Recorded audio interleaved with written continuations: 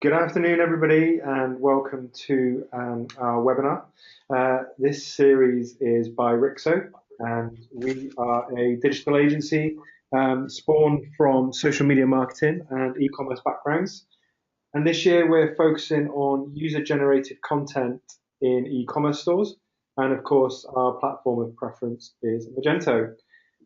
This is the first in the series of our free webinars. It's by Magento experts, developers and guest experts in their fields, and today's subject is search engine optimization.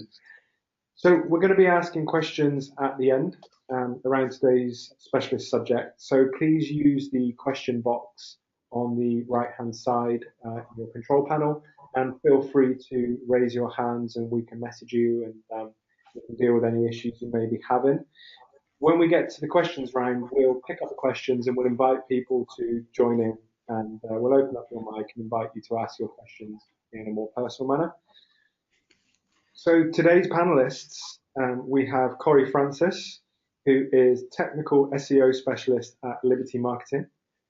Liberty Marketing have been working with us for some time now. We met at Google, and they have previously claimed the fastest growing PPC and SEO agency in the UK.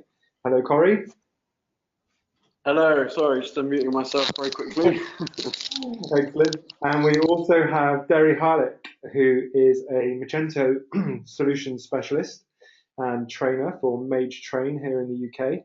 He has previously run his own agency building stores, and we've just discovered he actually ran the first training course for MageTraining 6 years ago today. So happy anniversary, Deryck, and welcome along. Thank you very much. Yeah, thanks for having me here. Looking forward to it. And my dulcet tones, I am Chris. I come also from an e-commerce background myself. I've run my own chain of music shops selling guitars, drums, keyboards, pianos, and actually became one of the largest ukulele dealers in the UK. And this is now year 4 for us of our digital agency. And things are going fantastic, and we're looking to share our experience with you guys. So we won't dilly-dally, we'll kick straight off. And Corey is going to lead us into planning, strategy, and e-commerce optimization for your Magento store.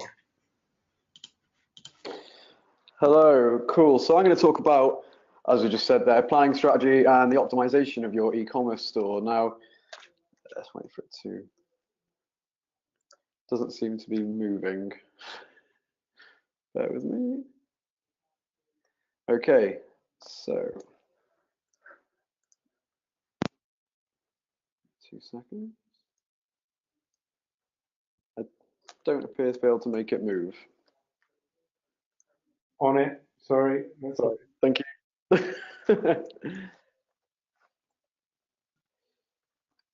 Try now.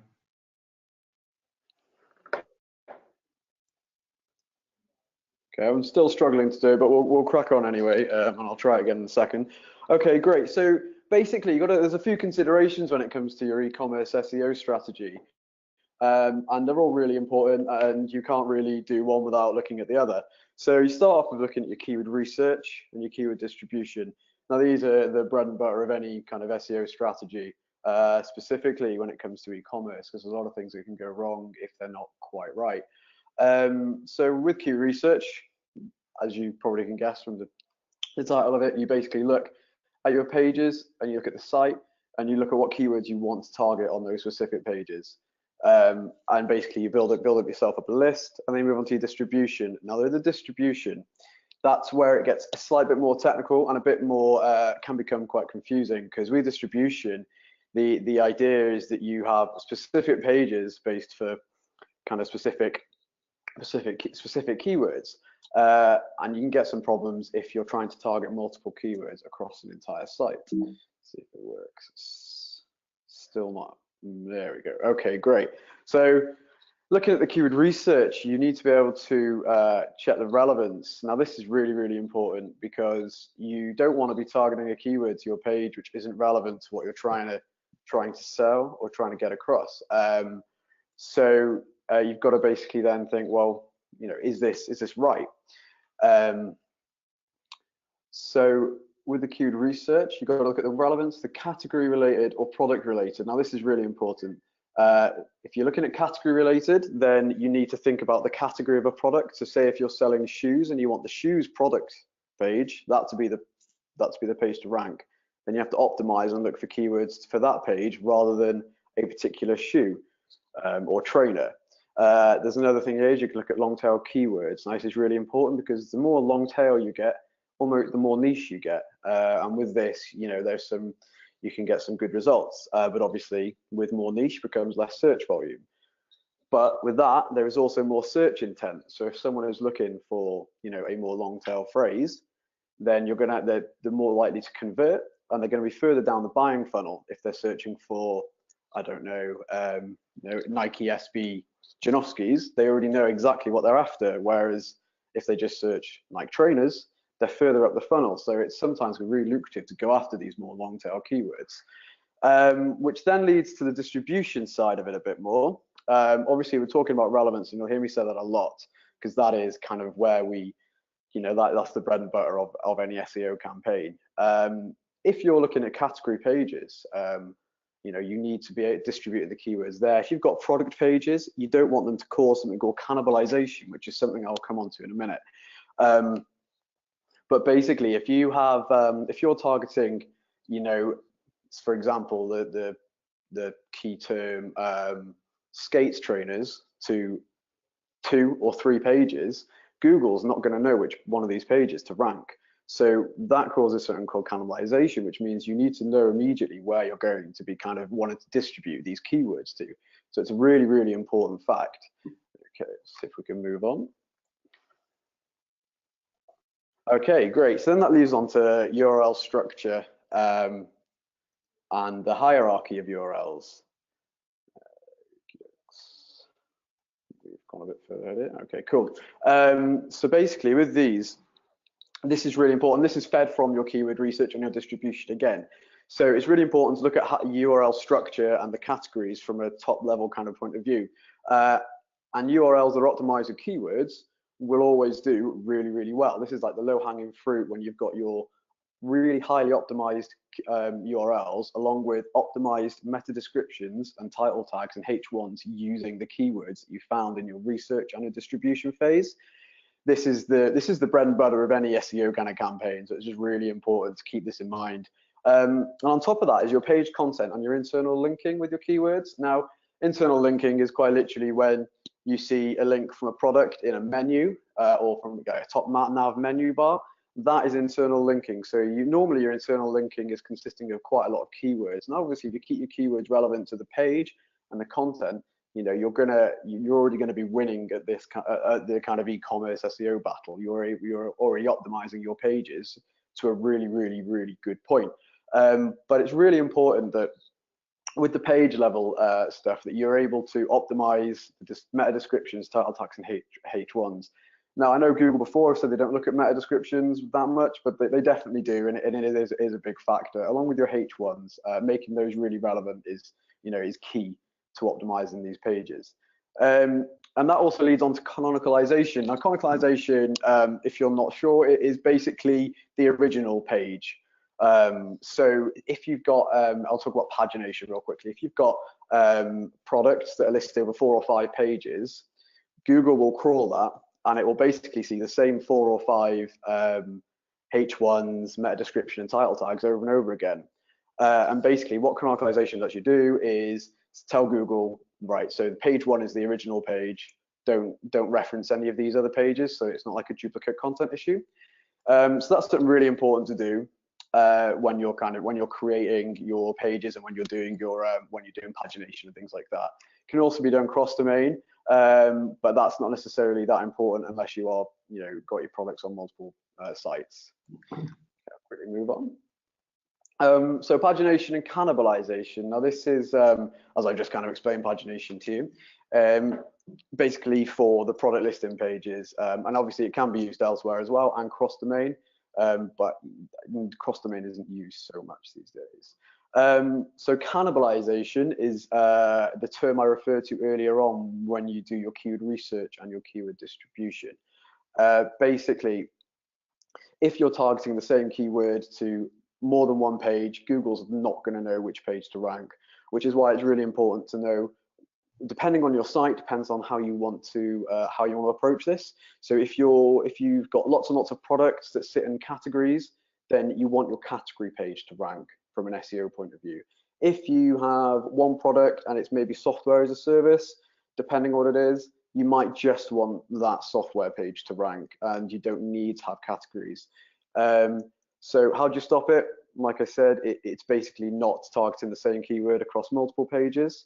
And then how do you fix it? Well, by de-optimizing pages where it is, basically pick out the most important page for it to rank and optimize that one and de-optimize the other pages. Okay. So then we move on to the product descriptions and menu structure. So basically all product descriptions need to be unique, obviously not to cause duplication. And also, obviously, like I just mentioned, it depends on what you're selling, depends on whether you want to optimize them or not. So for a lot of the work I do, we don't optimize product pages, we just optimize category pages because it's the most relevant thing for us to do.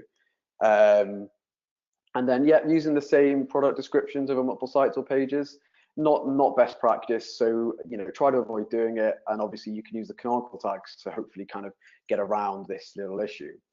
And they talk about menu structure. So with menu structure, this leads back to your hierarchy again. So you need to think about the best way that your menu can be seen by users. And it's not necessarily just an SEO kind of thing with this, it's user experience. So if your menu is messy and things are all over the place, then it's not going to give the best user experience, and people might even leave your website because of it. So it's really important that you structure this within categories, and you structure it with there's a method to it, and it's not all over the place. Now, a really important thing to remember here as well is the breadcrumb. So basically, obviously, you guys know what breadcrumbs are. So when you hit a page, quite often now you'll get a breadcrumb trail. These are really important because it means that a user can quite easily just leave and go back a step without having to look elsewhere. Like if the page has been indexed and it's a product page, and the breadcrumb, if it's within a category, can just take them back to the the rest of the products. So it's really important that these are optimized so that you're able to so that users can easily navigate elsewhere without necessarily using the menu. And obviously it can increase, it can help your conversion rates and things like that, and time on site, really, and all your dwell time as well. It can really increase all those things. So it's really important to kind of to look at that side of things as well. Okay, move on a sec. Okay, so the key takeaways from my point of view here. Menu and URL structure. These are super important. These are the top level. This needs to be structured really well and have categories and subcategories if needs be, which then works in tandem with your keyword distribution and being able to essentially know exactly where you're trying to take users throughout the journey, whether that's from just search, and being organic in search, or whether that's, when they're within your site and the kind of UX side of things. Then obviously cannibalisation, that's massively important, and it's something that it causes a lot of problems, and it kind of doesn't need to. So if we're able to kind of nip that in the bud and not have any issues with that, then that's brilliant. That's kind of really important. And then the search intent and page relevance. Now, kind of briefly touched on this, but obviously depending on a user's search depends on kind of what they're actually after.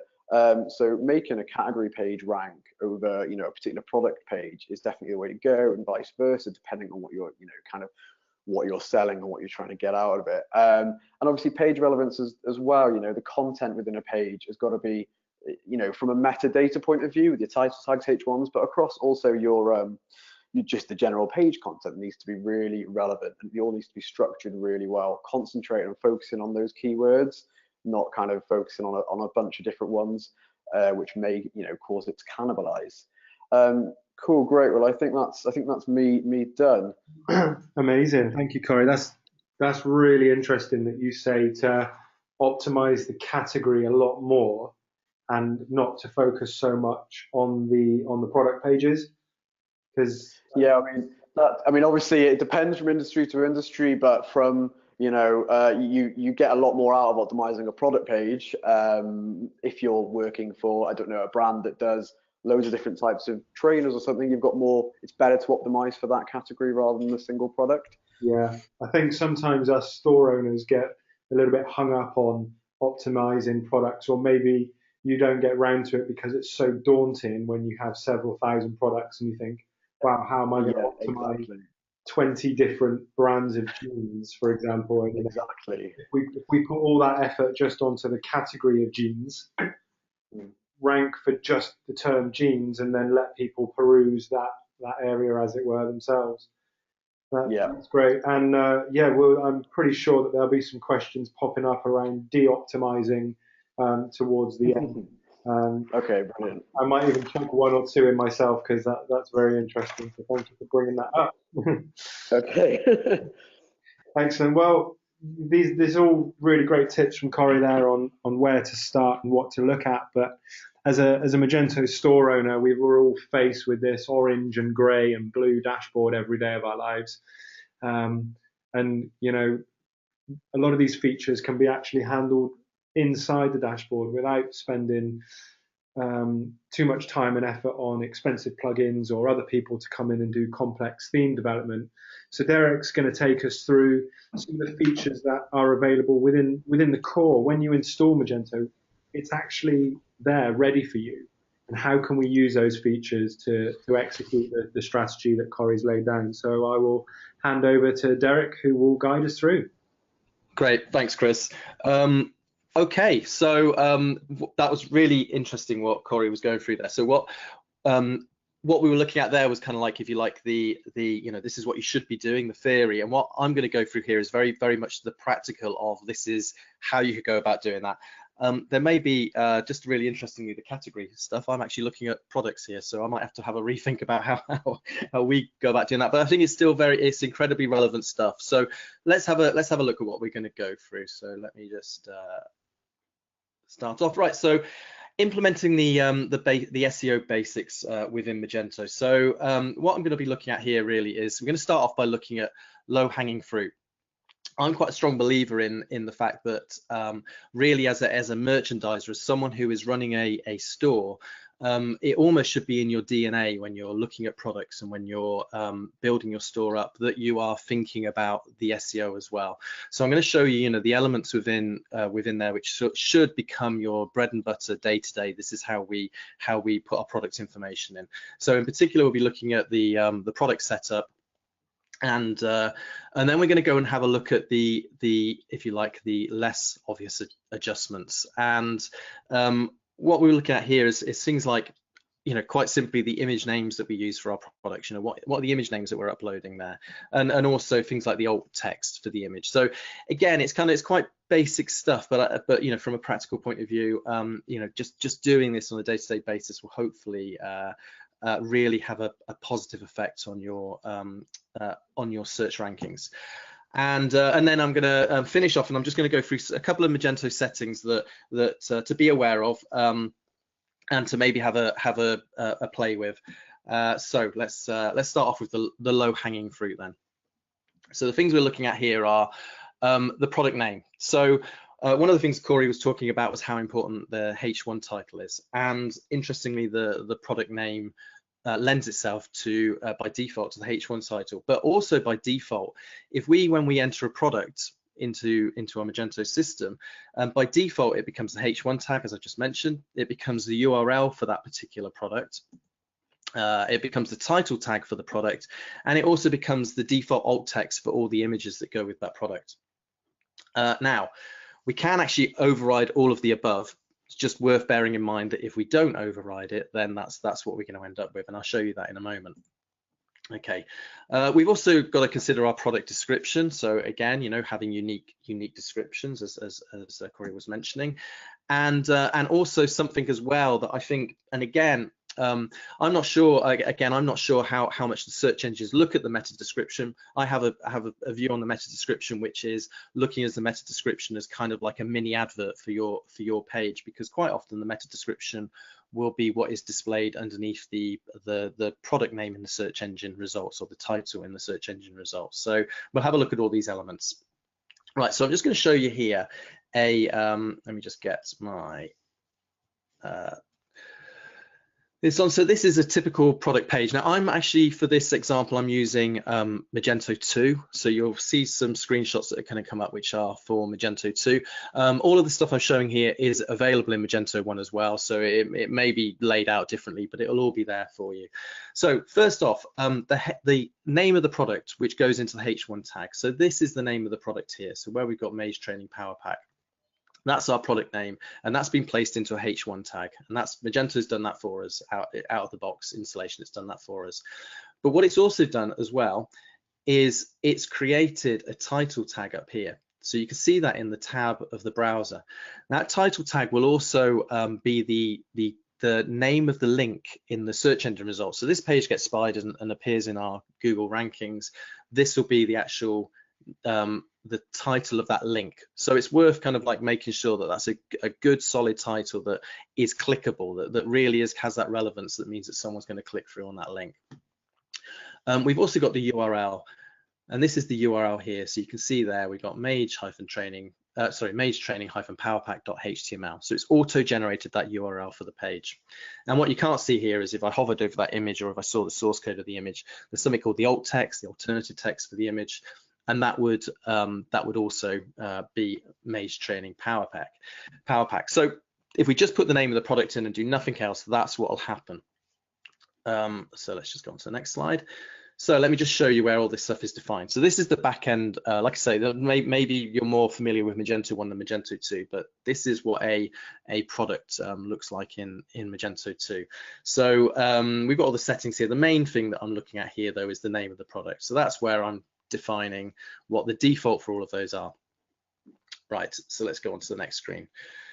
Okay, so this is further down the page, if you like, and you can see here we've got what the URL key is. Now at this point I've overridden this, so obviously I'm just doing screenshots here. I would love to show you a live version, but you know, anything can go wrong in those situations. So what we've done here is we've changed the URL key, so now it's not picking up the default anymore.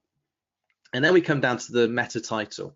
So that's the title that appears on the search engine results page. So instead of just going for just MageTraining Power Pack, what we've done now is we've added with USB charger, hopefully making it that bit more clickable. General consensus, and I think it's pretty common knowledge now, is just ignore meta keywords. There's no need to worry about those. Every store seems to have them, but we don't need to worry about putting anything in there because they're completely ignored by most search engines. So then we've got the meta description.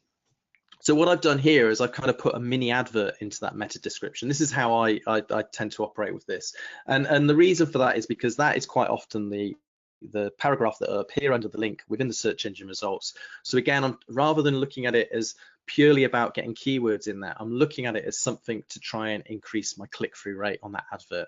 So just getting into the top 10 of Google is one thing, but actually I want people to actually click on my advert and it to stand out more, so I've actually made it something that's maybe slightly more interesting in that respect. You could probably make it more interesting again. We then come to description. So this is on the same product page and we're just scrolling down the page here. So we've put a description in there. We've got, you know, a paragraph or so of description in there, which seems to be quite a nice level, but that will vary. And next screen, there we go. Right, and so I think I've skipped. Oh no, I haven't. No. So what I've done now is this is this product now updated, so you can see that the URL's changed. You can't quite see the title tag there, and if there was some alt text there. Actually, I'm coming on to the alt text separately. So we've made some changes to that. So we have been able to change all of those elements individually. So we can optimize it. So we can go with the defaults, but we can go on and optimize this more. Let's move on. Okay, something slightly less obvious, some of the slightly less obvious things to do. Okay, image names. This is something that I see over and over again, which is that the images that get uploaded to the system, be it product images, there's not much thought put into the actual file name that is being uploaded, and it can actually have some relevance. So to start off with,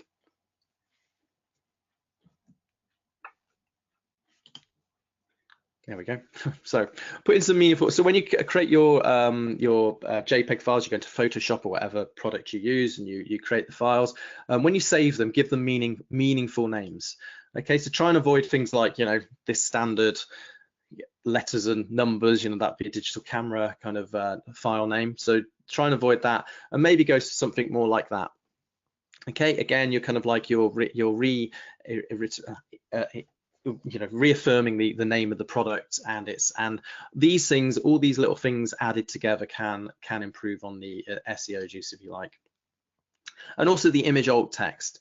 Now, old school thinking is that, you know, it should be just crammed with keywords, but really I think that you know, a much better practice is to be descriptive in one sentence, and, you know, just try and get a nice description in there of what the image is actually displaying.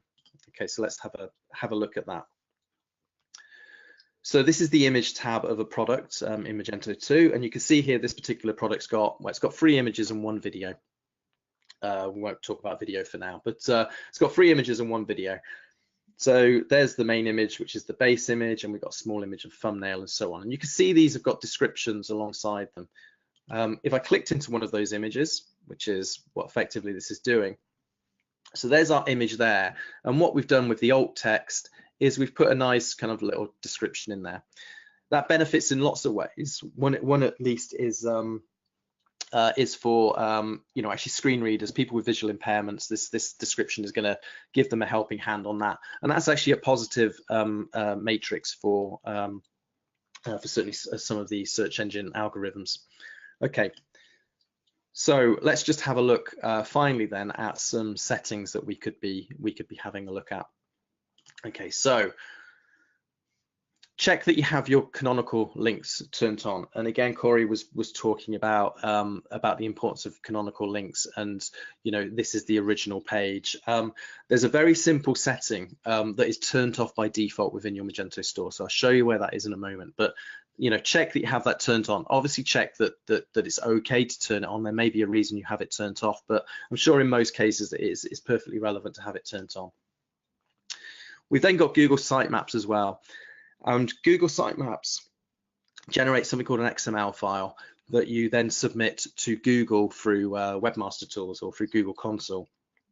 And this basically gives Google every single page of your website, and it kind of saves on a bit of indexing time. It will find pages faster, and it will index your pages faster in theory. Okay, so we can generate some Google Sitemaps. We submit them to Google Console, as I said. And also we've got header information as well that we can look at. So that's slightly gone askew there, but we can put a suffix into the header information, and that's where we have a suffix and a prefix. That's where we have the product name. So where we have the product name in the tab, we can actually maybe prefix our store name or suffix our store name onto that. So let me just show you where these settings are done. So for canonical links on Magento 2, it's under the stores menu. And if you go into the stores menu and then go to catalog, you'll find an option called search engine optimization. And within there, you'll see that there's these 2 options here, which is canonical links for categories and canonical links for products. So by default, these are turned off. Just simply go in and set them to yes, and what that'll do is then going forward it will not index the product multiple times on different pages. Okay, Google Sitemap, you go into the marketing tab, and then you'll see there's an option for Google Sitemap or Sitemap, it will just say, and then you go within here and you simply just add a sitemap and give it a name, and it will generate a link for you, and it says here the link for Google. And that's what you submit to Google. So if you want to know how to do that, you know, look up Google Webmaster Tools. It will give you instructions, and it'll ask for a sitemap, and that's where you get the details of the sitemap from. Okay, and finally, header information. So we've got down, so this is under content, and you go into the theme on your content, and you can go and edit, and this is in Magento 2, you can go and edit the details for the header information. And within here, you can see we've got a title prefix and a title suffix. Now, my preference is to leave title prefix blank, because I like my keywords to be at the beginning of my title tag. So with that being the title tag, if you like there, I like my keywords being there, which typically would be the product name. but I quite like there to be a suffix. So in our case here, we've got this Mage Swag suffix, which indicates the store. So that means every single page of our website would have the title tag, so the product name, colon, Mage Swag. And so when that appears in the search engines, it's very identifiable as that's from this particular store. Okay, so just in summary then, check the obvious when merchandising your products, and like I say, make it part of your, if you're responsible for merchandising, I almost, you know, say make it part of your DNA. Make it the thing that you do is always looking at how you can improve SEO and how you can improve the names of products. Use alt tags and image names to add some more SEO juice if you can. And also check your system settings and have a look to see that you're using all the tools that are available to you. I've picked up a couple there, but there are plenty more tools within Magento as well. So yeah, so with that's kind of like a 101 on what you could be doing. All of this actually as well, you can do on the category pages as well. So if you are focusing just on categories, then we could have done this through the category pages and focus that effort there as well. So whether it be products or categories, we can do all of this through the back end of Magento. Okay, so yeah, so over to you, Chris. Thank you, Deryck. That's amazing. It's nice to see Magento 2 starting to come into the mainstream and being showed off as well. If anybody has any questions around anything Corey has said or anything Deryck has said so far, there is a little questions tab in your control panel. Feel free just to type out a rough question, and what we'll do is we'll open up your mic and you'll be able to ask that question to the panel, and we'll answer those in a short Q&A coming up in around about 10 minutes. But I really like, Deryck, what you're saying about the meta description being much more of a mini advert. Yeah. And that it's really interesting actually, because I think the meta tags, since one of the, not the most recent, but some of the more recent Google updates, they're starting to create their own meta tag based on the content of your page. And yeah. So spending too long actually optimizing your meta tag is kind of crazy, when actually you could put that time to better content on the page. And both yourself and Corey have also crossed across experience as well for the user. And you know, the guys will tell you here that I try not to call it search engine optimization, but website optimization, because we should always be thinking about the user in all of this as well, and just making a great site with great information.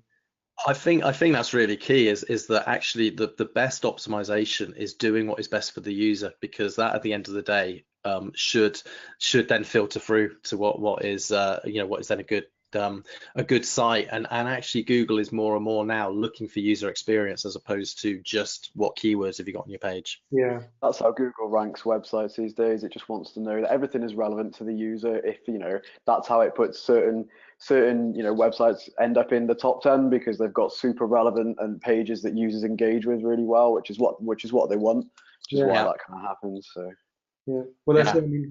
Google is your internet friend, isn't it? It's recommending websites for you to look at, and if it makes bad recommendations, you'll stop trusting it, and they won't be able to show you their ads. So, well, let's move on. I'm going to talk just a little bit about custom development and how to take your store to the next level. What do you do once the site has reached its full potential with the built-in availabilities, and you kind of like, you've got this strategy that you want to execute?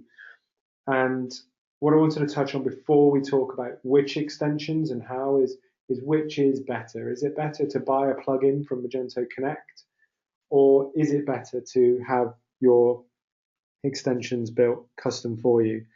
Buying an extension is often a great way to break ground. It's cheaper, it's faster, and sometimes buying an extension from the store will give you features within an extension that you may not have planned yourself. And you'll find these great little things like, oh, I never knew you could do that, and someone else has thought of it and put it in. But they have their drawbacks as well. You don't always know what you're buying or where from. Until this year, there has been very little coding best practices or commonality. And most recently, Magento Connect are making it increasingly more difficult to get a plugin into the store, and it has to be of a much higher quality. And it can also make it harder for guys like us to support you if you do put in third-party extensions. We are experts in Magento, but we're not experts in every extension in the store. So, you know, we have a learning curve as well. So, you know, there is a balance. And building a custom extension means you're going to get exactly what you need, working exactly how you choose it to. It is more expensive. It can take a little bit longer, but you'll find that there's a greater security. Your team can support you faster.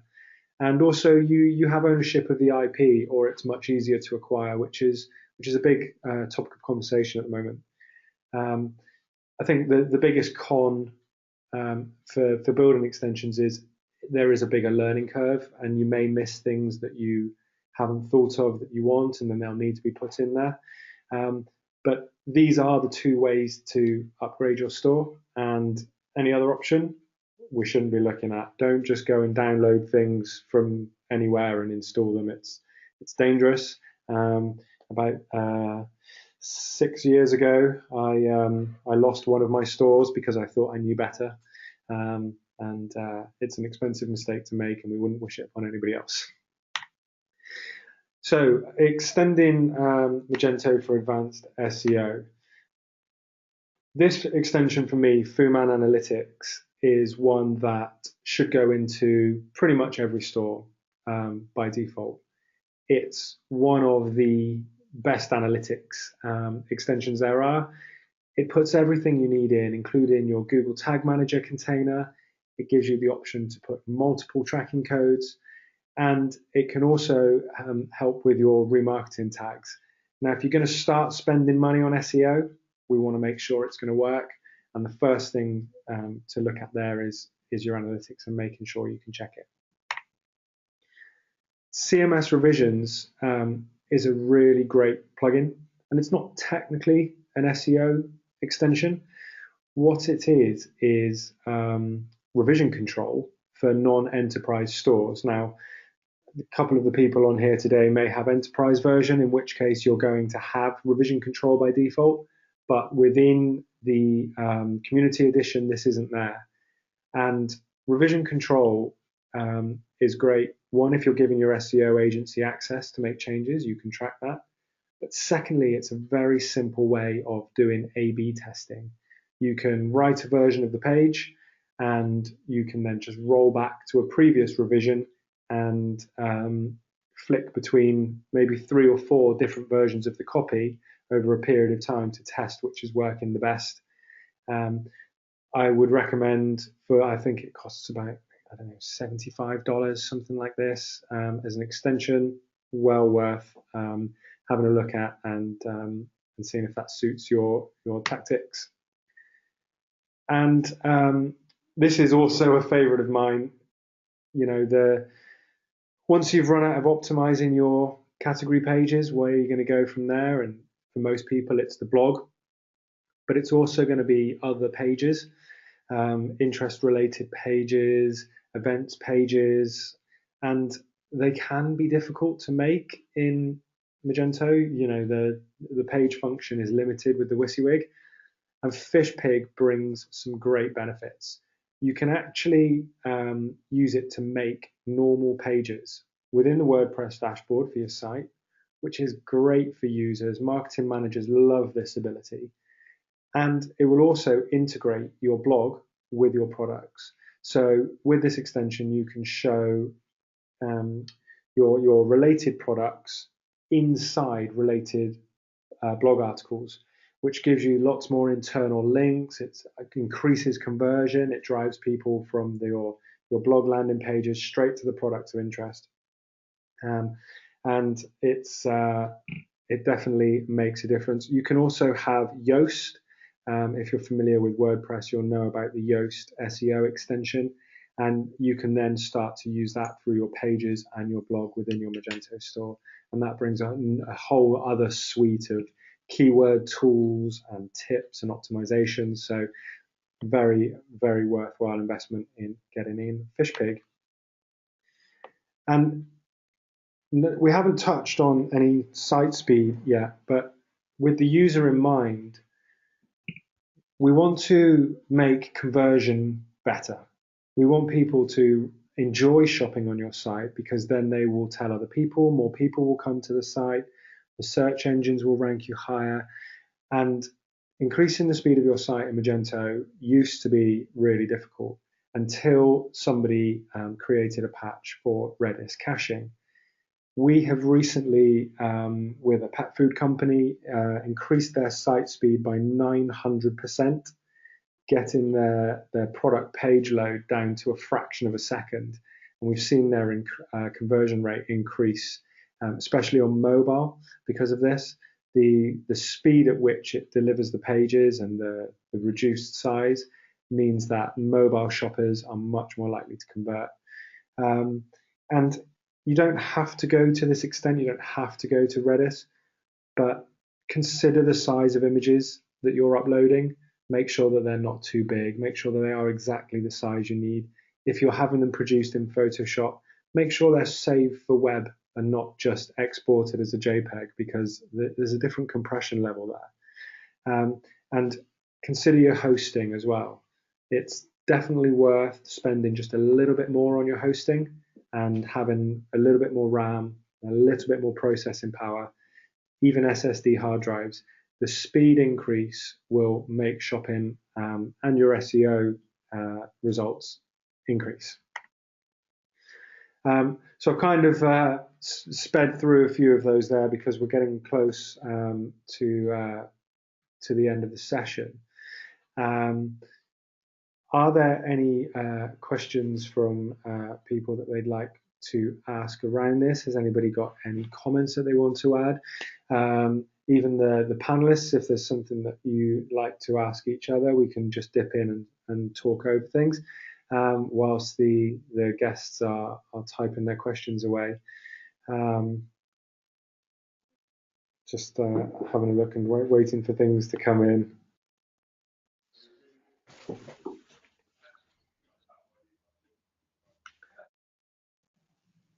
Okay, so we've got one here about the best way to set up the Magento search function.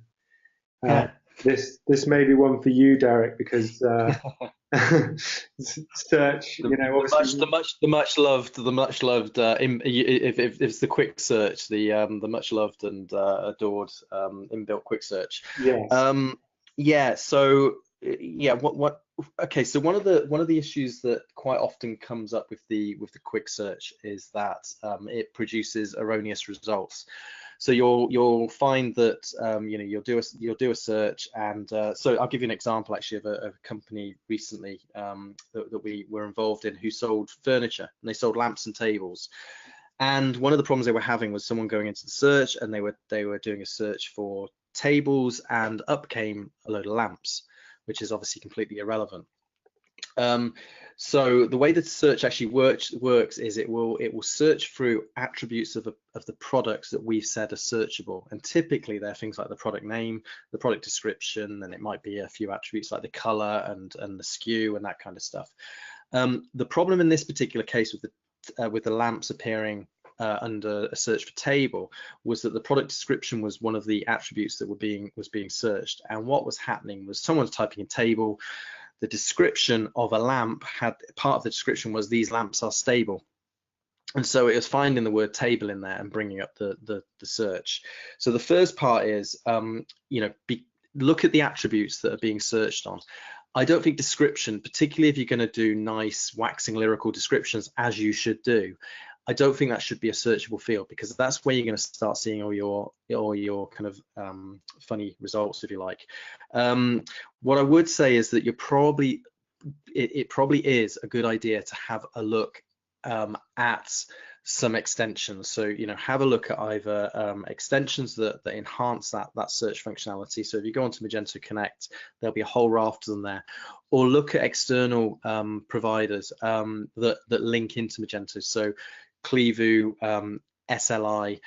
These are relatively inexpensive solutions that plug in to your Magento store, and the search experience will be so much more improved. But there are things you can do to tweak the search. I could talk for hours about it, but really look at the attributes that are being searched on, and also consider maybe having specific attributes that can be searched on. So create an attribute that is just a searchable field if you do want to use the internal search. Amazing. Anyone got anything to add to that? I think Sphinx, the Sphinx search feature is excellent. We've installed this recently on some pretty large sites, and the Sphinx module. There's various different plugin companies that have done it. It adjusts for spelling errors. It does close matches. It can start to learn.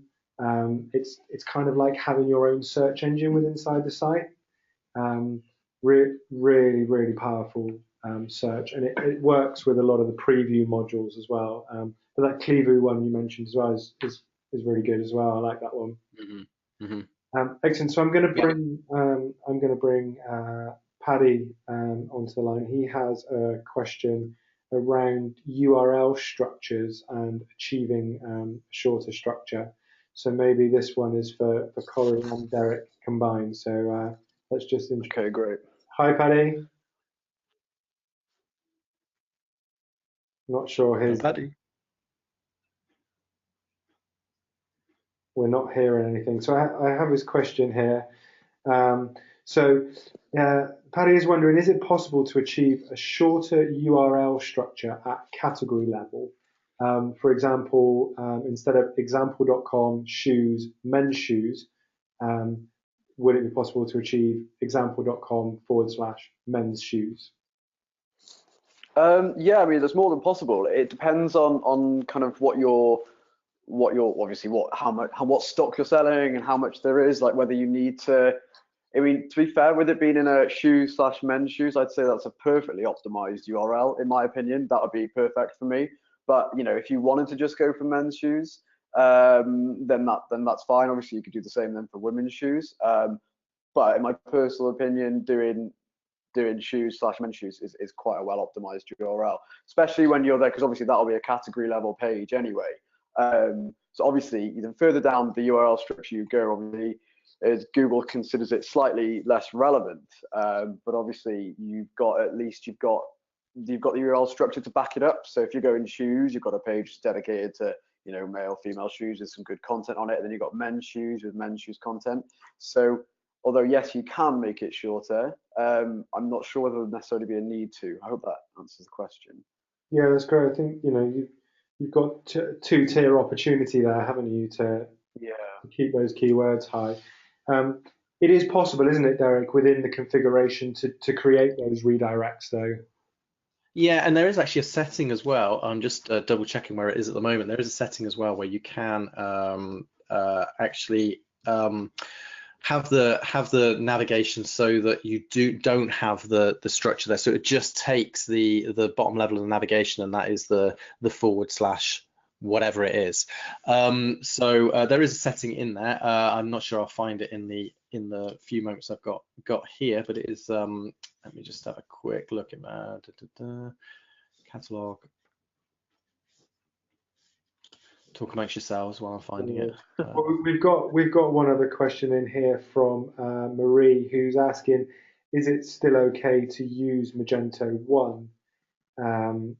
When is it advisable to switch? I think that's probably a question that lots of people are asking now. We're 18 months after Magento. Whether the official end of life is November 2018. Yeah. But my personal view, and if you're enterprise, I think you're under more pressure than you are if you're a community edition. I think if you're an enterprise customer, you're going to be under a huge amount of pressure because once enterprise is not supported anymore, then you're paying for a product that is no longer supported. And I'm not sure what Magento's view on that is. Community, I think probably it's you've got a longer life than you have with enterprise, simply because there's just a lot of people out there supporting community edition. And there's a lot of people who've got a vested interest in it. I think it's 18 months is not a long away, and some people are only just getting stores up in Magento 1. So I don't know what your view on that is particularly, Chris. Yeah, I think it's very much like when Windows deprecate a version. If you have an IT company that look after you and you're not in the hands of Microsoft themselves, you can continue to support for years. You know, there are still companies operating on XP 2000, and they're still going because they know how to fix these things and improve them and make the adjustments themselves. I I think that, you know, we've not really been pushing to build on 2 until this year, just because 1 is stable, it's known, it's very easy to find people to support it. And also, you know, even store managers around the country within companies that haven't had the training on 2 yet. And, you know, Yeah. I think, Yeah, it's two is starting to get to the point. I mean, it's been around for 18 months. It's starting to get to the point now where it feels like it is stable. I think maybe that was a big criticism from a lot of people was, you know, it didn't feel like a stable piece of software. yeah, And now it's starting to get that. I think what'll be interesting is, I mean, actually this time next week is the start of Magento's annual conference. I think a lot of announcements will be made there. I think we'll get a much better picture of what their intentions are over the next 18 months, because I think there's a few questions to be answered there. So it's kind of like watch this space, I would say. I think, you know, in a week's time the answer might be you know, might be slightly different, depends on what Magento's view on it is. yeah. So the answer there for you, Marie, is yes, it's still okay to use Magento 1. It's the paid for enterprise tier that are under the pressure to move because the support comes from Magento themselves. You know, you could look to move in your own time, and you know, something that we can talk about offline for the future as well, if you like. We've got a question here from Delaney Lloyd. This one, Corey, looks like it's probably for you, based on that. Okay. Are there any tips to optimize SEO for a catering company where the website has many categories and the products appear on more than one page? Yeah, okay. So for me, when you're looking at something like that, I sometimes think that having the best way to optimize for that would be to have your categories. I mean, when you've got that many products, you're probably better having your products just off the main level, because sometimes off like the root domain, so example.com/your product. Now I don't really suggest it too often, but if your products fall into multiple categories, and I've made an assumption here that they do, if they do, then it's better to do that. Otherwise, you either cause duplication or you've got to find a particular URL that you then say, well, this is the canonical. This is exact. And if you know which is, you know, the original URL that you actually want necessarily to rank for that keyword, then yeah, you can do it where you do it in subfolders. But if your items fall into multiple categories, it sometimes makes more sense to just sit them off the top level domain, if that makes sense. Yeah, yeah. We've done work on a catering company website, and understandably there are lots and lots of products, and it can be daunting. If you aren't able to move everything, my approach to that would maybe to be start at the biggest, highest tier of category, and then start to work your way down from there. You know, so start with white goods, and then break down into the different types, and start with the biggest chunks first, because you'll probably find you'll get more wins that way. It's also good maybe analyzing data as well when you're doing that, you know, looking inside Google Analytics or inside, you know, a reporting software, and knowing exactly which ones you should target first, like the low-hanging fruit ones, really, seeing what gets a lot of traffic, seeing what doesn't, and building it up that way. Yeah, and the products appearing on more than one page in Magento, that the canonicalisation will help with that. So, as Deryck said earlier on, make sure that you've got that canonicalisation turned on, and don't be scared if your sitemap still says that you have, you know, 68,000 lines, but you've only got 20,000 products. it's perfectly fine to submit those links to the products in the other categories, as long as canonicalisation is on and you're explaining to the search engines how you are redirecting it back to the main product. That one comes up quite a lot from clients with particularly large product catalogs. Excellent. So if is there anything that you guys would like to add, our panelists, Deryck or Corey? No. No. I mean, I think the only thing I would say is just going back to it is really just, you know, a lot of you know, my experience of SEO from the actual running of the store side, you know, you could be just doing and just doing it as part of the day-to-day routine of merchandising products, and I think that's the real key, is kind of like almost making that part of the habit. But and as long as you're doing that, then you know the focus on the other stuff then is much more high level, and it's getting that kind of like the basics right makes the rest of it so much easier once you do it that way. Yeah. And you know, if in doubt, speak to your SEO agency if you have one, and if you don't have one, maybe try something like WooRank or Moz. Run that free scan, and just make sure that you know those tools can pick up the same information.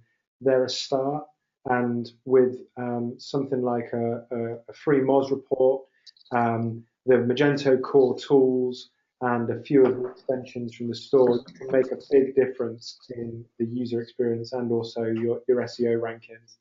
And keep on top of it and do it regularly. I think you know just a little bit each week, and you'll see the results. Yeah, so it's a very good point. It's the fourth road bridge. You never finish painting it. It's, you know, you're always doing SEO, always be doing SEO. Ever evolving. Yes, yeah, and ever evolving. That's the problem, isn't it? As part of the that's part of the challenge, is that it's always changing. So you've got to, you know, to a certain extent. Well, actually, I think as a store owner, to a certain extent, you don't need to keep up to date with that. Just make sure you're doing the basics right. That's where, you know, where you know it is useful to definitely get expertise and help there, so that you have got people who are keeping on top of that. Yeah, well, I mean, if you think about it, I know SEO has changed over the last 6-7 years, whatever, but obviously what we're doing now in SEO is kind of just how SEO should have been done in the first place. So just stick to, like you said, doing, you know, optimizing everything as it should have been, and like there's no reason why it won't work. So you know, yeah, definitely. Also on the side of, I know you're just discussing tools, but there's a good tool called Screaming Frog. I'm not sure if you guys have ever used it. Yeah. But basically it just goes through your site and it pulls all your URLs, all your meta descriptions, titles, H1s, and JavaScript and all these other cool things, and you can really like look at your site from quite a granular level and kind of see exactly what's going on and what's there. So yeah, that's a good one to use. So for our guests, if you've not used Screaming Frog and you don't have a huge technical ability, maybe you should get in touch with Corey afterwards. It's a powerful tool, and it can be daunting, but I'm pretty sure he'd be keen to hear from. Willing to help. Yes. Well, that's amazing, guys. Deryck from MageTraining, thank you so much for your input on. No, my pleasure. The core. Corey from Liberty, thank you so much. We're looking forward to seeing you guys again on Thursday at Online Influencer in Cardiff.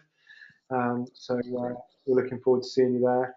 And to all of our guests, thank you for joining. If you have questions and you'd like anything followed up, you want to ask something offline, feel free to send us an email to support@rixxo.co.uk. We'll redirect you to MageTrain or Liberty as required if you need, and we'll also distribute the slides.